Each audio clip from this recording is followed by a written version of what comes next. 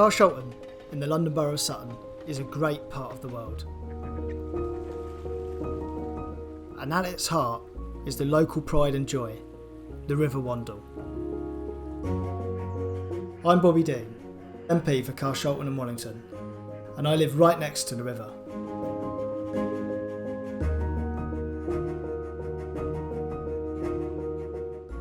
For the last few years, I've been learning all about the Wandle, its history, its beauty, and its challenges, so that I can speak up for it in Parliament. And it's clear that the river is at risk.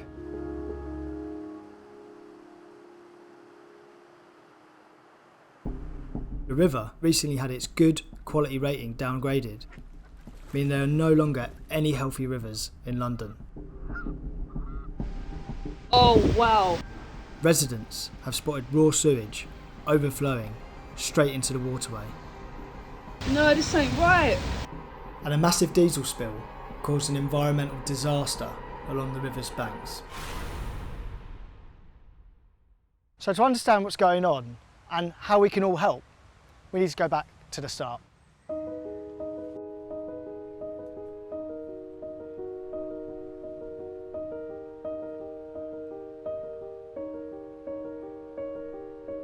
When I began my Wandle journey, I wanted to find out more about the river's long history.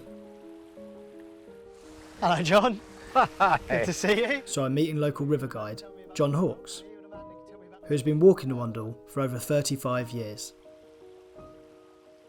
It is a chalk stream, and that's a rarity. It's water that is filtered by the chalk of the North Downs, and we're just in the shadow of the North Downs here. So that's why this is an incredibly pure and beautiful looking river.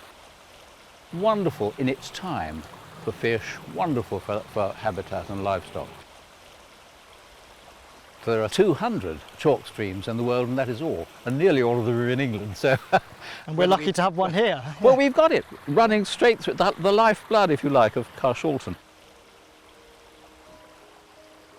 The Wandle flows all the way down to Wandsworth, not very far, you wouldn't think, but because it comes from the North Downs, it falls 125 feet. That's quite a drop, and that means that it's a very, very powerful flow. It goes quickly. That's right. The consequence of that was that an awful lot of mills were built along the river. The Romans started it with corn. The Saxons afterwards, that mill over there which did snuff, was actually mentioned originally in the Domesday Book. The upper mill further to the south, that was a corn mill. Fabric printing was another great thing. You know, William Morris set up his works on the Wandle, specifically because the chemical quality of the water is very, very pure. It meant his natural dyes would work perfectly to get the colours he wanted for his marvellous designs. They even ground, at some stages, gunpowder on the River Wandle. So it's been myriads of different industries on this river. And about 200 years ago, there were about 50, 60 mills. It was called the hardest worked river for its size in the world. Really? So it seems like the speed and the quality of the water was a real gift to everybody, but it must have had an impact on the river itself. You bet it did. Bits of the river were diverted to make it go faster, go straighter, be more useful to industry. The thing became more and more heavily polluted by all the stuff that was going into the river from the leather factories, from the printing factories, paint factories with bits of paint going in, fabric printing, but all the dyes that were going to the river. Straight into the river. Then, of course, came oil and petrol and all the stuff associated with motoring. It was getting worse and worse and worse. And by about mid-1960s, the river was so polluted and wildlife so dead in it, it was actually declared officially as a sewer. Oh. Since then, everyone's woken up to the fact that, you know, this wonderful natural resource was being spoiled. So it sounds like it's got a complicated history, but what a beautiful spot. It's a wonderful spot, and the people of Carshalton are very proud of it, and you know, it really needs to be sustained as beautiful as this. It's lovely.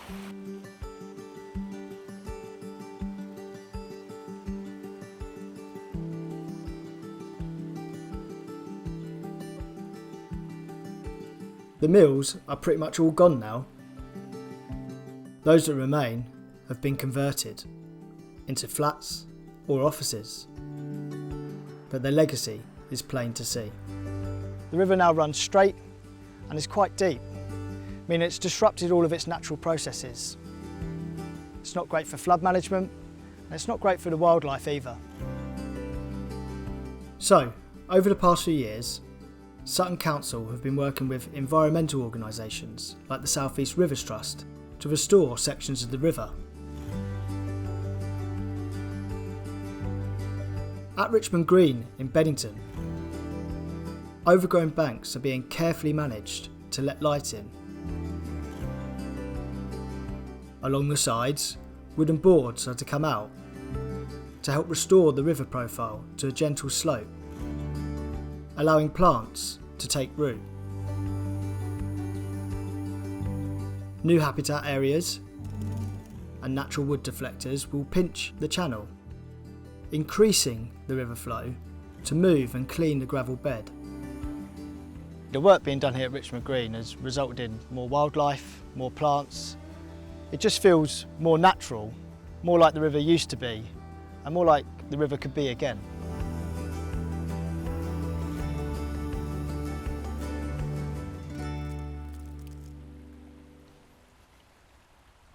And it's not just river management organisations that are working to make a difference. Local residents are joining the efforts too. Downstream, the Friends of Poulter Park run regular litter picking sessions. And they've invited me along to join in. Hello team. Hey Bobby. How are you? Collected anything? Bottles, crisp packets. Isabel Harris has been helping out for over a year now. What kind of litter are you finding when you go out on your runs? Unfortunately, we find quite a lot of mopeds, bikes Right. that have been wheeled in, but then small things, oodles of plastic bags, and they break down, they create microplastics. Silly things like DVDs and videos, things that people don't want.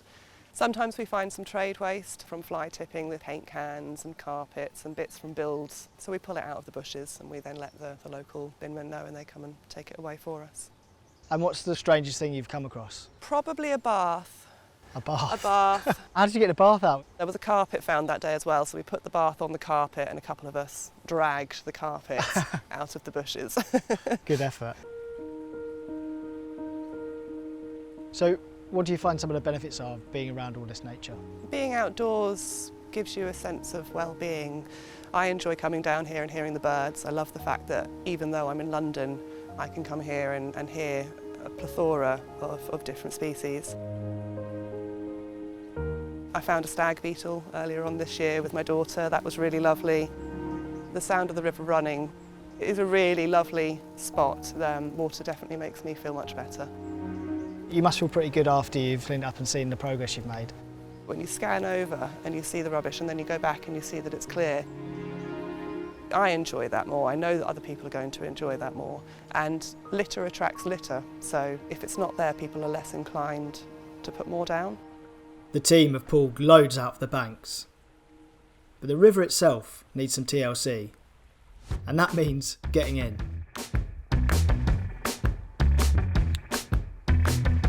It's actually my first time in the Wandle. It's not the warmest, but its crystal clear waters mean that litter has nowhere to hide. Oh god, that's quite heavy. It's got a bag. Is that the back of the moped? That's the back of a moped. I'm getting the hang of this now. It's time to get more ambitious. Oh, it's not too heavy. Up. It's alright. There we go. That feels like a big win. Job done. Let's see what we've got. Well, it's a pretty big haul for a few minutes' work, isn't it? I know, it's amazing how much you can actually pull out of the river. We've got rusted bike, what looks like a burnt out back of a moped. Yeah, you've seen one of them before, so you recognise I've seen a few it. of these, yeah. And of course the tyre as well, which we weren't sure if we'd get out, but we did get it out in the end. Yay, go us, high fives. Well done. The power of the local community to make a difference blows me away. The riverside clean-ups complement the restoration efforts, improving the stream's overall health. And all this work is about making the Wandle better. Better for plants, better for wildlife, better for fish. And look at it, it's working. Nature is returning. There's life everywhere. Insects are attracted by the wildflowers. Waterfowl nest along the river.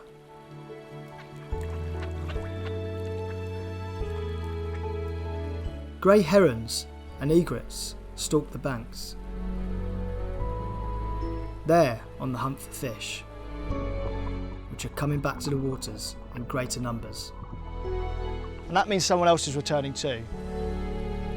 Anglers are now a common sight along the more accessible stretches. Amy Battams took up fly fishing about 3 years ago and is a regular visitor. Hello Amy, how are you? Bonjour, how are alright? you? You good? Yeah, how's it going? I'd like to say I'm catching, but I'm not actually. No, not it's yet. pretty rough. Well, I don't really know a lot about fishing. Last time I went I was probably about 12 with my granddad, but can you tell me a bit more about fishing in a Wandle, what it's like? Magnificent, beautiful, perfection. Look at this. It's a lovely bit down here, yeah. Tell me about the type of fishing you're doing, how does it work? All right, so fly fishing essentially Okay, is, if you look at this, do you want me to hold that? You all right? go on, yeah, treat Yeah. yourself, look at this. Underneath all of this is a whole world. And these are all sort of the natural patterns you'll find in the river. So the fish sort of think they're their Right. natural food source, so these green ones all look like caddis flies. Yeah, And if they're feeding from the bottom, and then you want to put a nymph on or a Right. shrimp, we've got thousands of shrimps under here. They look just like that. exactly like this. And what sort of things do you catch here? We've got a good amount of different fish species here in the Wandle, and you can catch pretty much all of them. So we've got trout, gudgeon, barbel, carp, we've got wild carp, tench, What's your favourite? oof, chub. Chub? Chub, they're common fish, and they're obliging, you know. If you don't catch the species you're after, you'll catch a chub. Fishing in an urban environment must be quite tricky. What are some of the challenges that you face? The main one I would say is pollution. There's some pretty bad areas where the fish don't do so well. It's so clear here, isn't it? Yeah, gin clear. You look into the water, you can see the bottom of it. That's how a chalk stream is supposed to be. But it's not like this throughout. It's quite a serious issue. We've seen fish deaths. Personally, the worst pollution incident I witnessed was sewage. I'll show you. Yeah, you've got the video still. Let me show you right now. Oh wow, I was just about to start fishing. Whoa! Oh my god, I can't even. Oh my god, I can't even. That is so bad. Amy's video clearly shows human faeces, wet wipes and fat flowing downstream. No, this ain't right. Look at all of these turds and fat bugs. That is awful. It's the first time I've seen the raw evidence myself, but unfortunately this is a known problem. During periods of heavy rain, sewer systems can become overwhelmed. When this happens, water companies need to prevent the sewers from flooding, so are allowed to discharge rainwater and untreated sewage straight into the rivers. Round here, Benton Sewage Works deals with the wastewater of over 420,000 people. Its overflow channel usually contains clean, treated water, running across a local green before joining the Wandle, but not on the day Amy was heading there to fish. That is in a completely raw state, isn't it? Yes, yeah. That's pure sewage. The practice of sewage overflow is totally legal, but that doesn't make it any less disgusting. You must have been pretty shocked when... I was so shocked. Yeah. I couldn't believe it. I didn't realise that this kind of thing would be happening today, Yeah, in this day and age. Because our kids swim in this, our dogs go in this. I grew up wading through this water. Yeah, I walked my dog along this exact stretch and he's been in this bit You and know. he wouldn't go in it if it was like that. We just want to know somebody is looking into this and they're going to try and make some sort of change. I plan to clean it up. That's it. That's it. Thanks so much. See you. Tight lines. Seeing Amy's video really brings home how delicate the river's ecosystem is. The more I find out, the more concerned I get. So this is it. When the water treatment works is overflowing, raw sewage meets the Wandle right here. It's clear today, but images taken in the recent past show the brown sewage overflow meeting the natural waters here.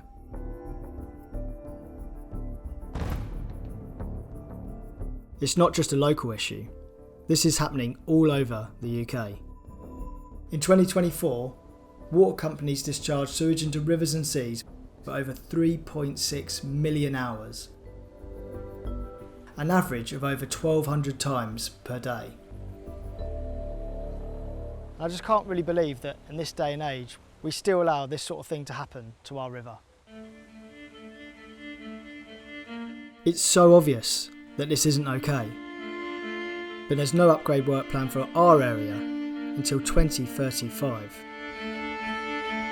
It's a worrying situation for a river that's such a big part of our community.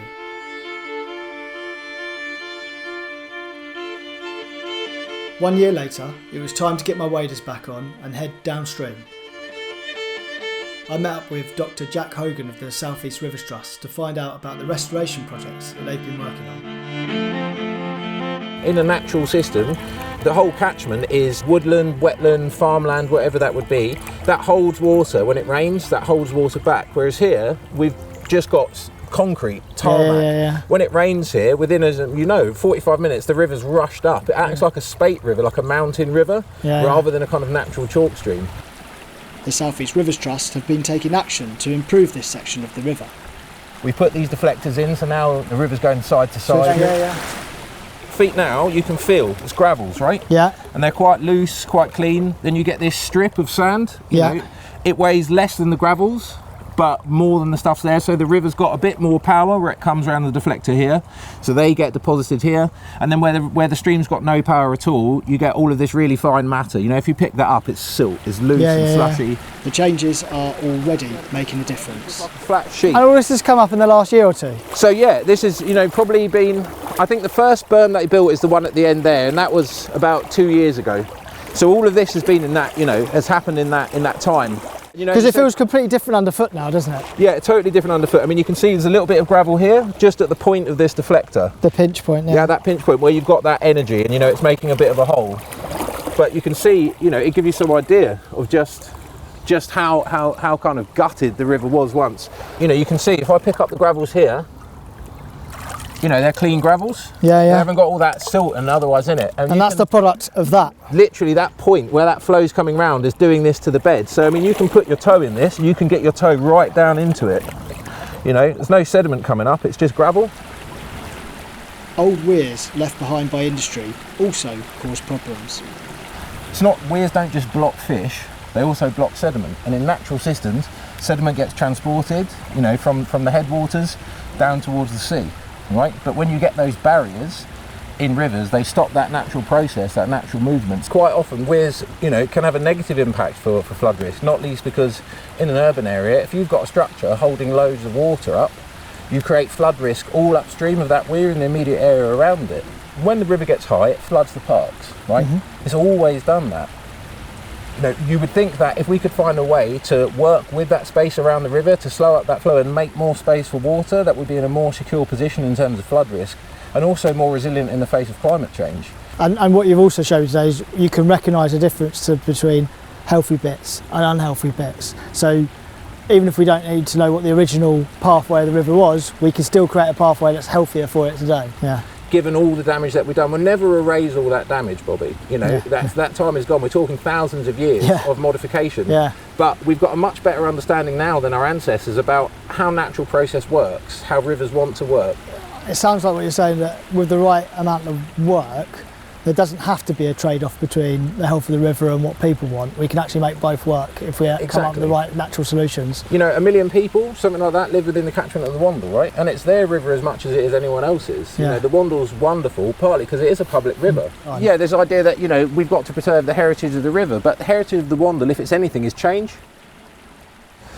So all the work you've done down here, we hope to do it a bit further upstream as well, down in the Wandle in Carshalton and Wallington as well. Can you tell me a bit about how we can replicate this sort of work? Yeah, definitely. You know, we've had the work on the Wandle, so up at Butter Hill, one of the early restorations that CERT did, and then the later work at Hatbridge as well, which has also really transformed the river there. So, you know, there are opportunities all along, you know, parks and green spaces in and around the river to be doing this kind of work, to try and as far as possible make the Wandle a chalk stream again. We've got loads of parks groups in Sutton actually. In fact, over the last year or so we've had so many more established. We've had a brilliant parks officer who's kind of got them established areas. So I feel like we should probably get some of our friends of parks groups together to think about the ones that are related to the Wandle, to think about what they would like to do with it as well. Yeah, you know, and there's lots of opportunities for volunteering, either with those local community groups or with ourselves to do river cleanups. You know, we're going to be doing more work down here as well for some volunteers if people want to get in and actually install deflectors and get their hands dirty doing some nature restoration. You know, all in all, it's not just us, it's not just a national trust, it's not just you, right? It's got to be a community effort and a partnership effort. We all live in and around the river and care for it, so it's up to us to really turn out and do something for it too. Well, let me just say, I always love chatting to you, Jack, because you always teach me new stuff every time I come along, and right. I hope to look forward to the next one as well. Always lovely seeing Cheers. you, Bobby. Cheers. Cheers, mate. Just a few weeks after I met Jack, the Wandle's fortunes took a turn for the worse once again. A storage tank, reportedly at a bus depot in Croydon, leaked, and over 4,000 litres of diesel flowed into a drain and then straight into the Wandle. The resulting contamination caused environmental chaos. Birds, covered in oil and struggling to survive. Fish and other river dwellers faced catastrophic consequences. The local community rallied around and a major clean-up was launched. But the impact will last for months and years. It's a devastating setback for the waters that we hold dear. Now, the Labour government has started to take action, but they haven't gone anywhere near far enough. We need to completely change the way water companies are run, not in the interests of shareholders, but the interests of the environment and our community. And that's why I'm going to keep fighting. We need to get the River Wandle back to its best.